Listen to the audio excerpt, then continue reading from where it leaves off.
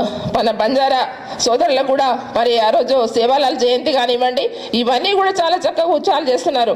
ఇవాళ జోడేఘాట్లో ఎంత లేదని కూడా ప్రతి సంవత్సరం కూడా నా నియోజకవర్గంలో వస్తుంది. అక్కడ దాదాపు 20 నుంచి 25 వేల మంది ప్రతి సంవత్సరం కూడా మేము చాలా చక్కగా దర్బార్ నిర్వహిస్తున్నాం. అదే మన మార్లవై హైమడ్రప్ కావచ్చు, ఇవన్నీ చెప్పుకుంటా పోతే ఆ రోజు పద్మల్ పూరికాకో మన ఇక్కడ మంచిర్యాల జిల్లాలో ఉంటుంది. అంటే మా దేవస్థానాలు ఏవైతే ఉన్నాయో అవన్నిటి కూడా మరి అభివృద్ధిలో కావచ్చు, దాంట్లో మరి అభివృద్ధి చేశారు. తర్వాత ఫండ్స్ కూడా రిలీజ్ చేశారు. మరి ఈరోజు బాగా చెప్తున్నారు మరి ఆదివాసుల కోసం చేస్తున్నామని. ఏం చేస్తున్నారు చెప్పమని చెప్పండి. ఆదివాసుల కోసం ఏం చేస్తున్నారు? ఎక్కడ ట్రైబల్స్ ఆదివాసుల కోసం మరి ఏం పథకాలు పెట్టారు, ఏం అభివృద్ధి చేస్తున్నారు, ఏ స్కీమ్స్ పెట్టారు, సపరేట్గా మరి ఏమి ఇచ్చారని మేము అడుగుతున్నాం. కాబట్టి ఈరోజు ఏదో లేనిపోని మాటలు మాట్లాడము, ఇవాళ ఎన్ని మాటలు మాట్లాడినా కూడా అన్ని అబద్ధాలు మాట్లాడి ఇవాళ మీరు కాంగ్రెస్ ప్రభుత్వం తీసుకొచ్చేసి మీరు సీఎంగా ముఖ్యమంత్రిగా అయినారు. కానీ మరి రోజు కూడా తిట్లు, ఏ విధంగా ప్రజల తిట్లు ఉన్నాయో మీకు అన్నీ కూడా తెలుసు. కానీ మేమేమంటున్నామంటే చేసినవి చెప్పండి, చేయని కూడా చేసినామని చెప్తే మాత్రం ఖచ్చితంగా వారికి ప్రజలే బుద్ధి చెప్తారు. ఇప్పటికీ కూడా మరి కేసీఆర్ సార్ చేసినవి ఉన్నాయి.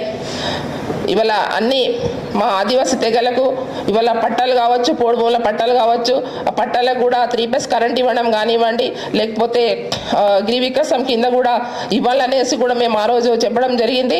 ఒకటొకటి కూడా ఆ పట్టాలు ఇచ్చిన వాటికి కూడా మరి ఏవైతే మనకు రైతు బంధు కూడా ఇప్పించడం జరిగింది. ఇంకా ఇప్పియండి, ఇంకా కూడా చాలా ఉన్నాయి.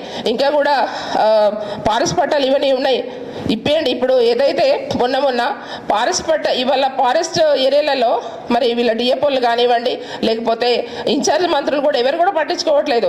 కనీసము గ్రామాలలో చిన్నగా మామూలుగా రోడ్ వేస్తామంటే కూడా మట్టి రోడ్ వేస్తాము, కనీసం గర్భావతిని తీసుకొస్తామంటే కూడా కనీసం మొరం కూడా పోయనిస్తలేరు.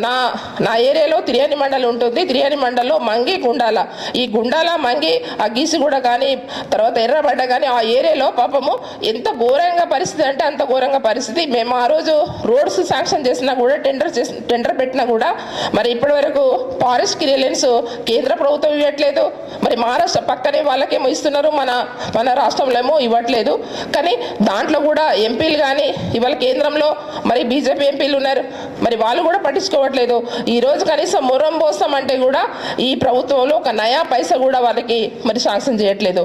కనీసం వాళ్ళకి గర్భవతులను తీసుకొద్దాము, వాళ్ళ అంబులెన్స్ కూడా పోయే పరిస్థితి కూడా లేదు, అవన్నీ కూడా పట్టించుకోవట్లేదు. ఇవాళ కొలంస్ విలేజ్లు ఉన్నాయి, కొలంస్ విలేజ్లలో ఏం చేస్తారని మేము అడుగుతున్నాం.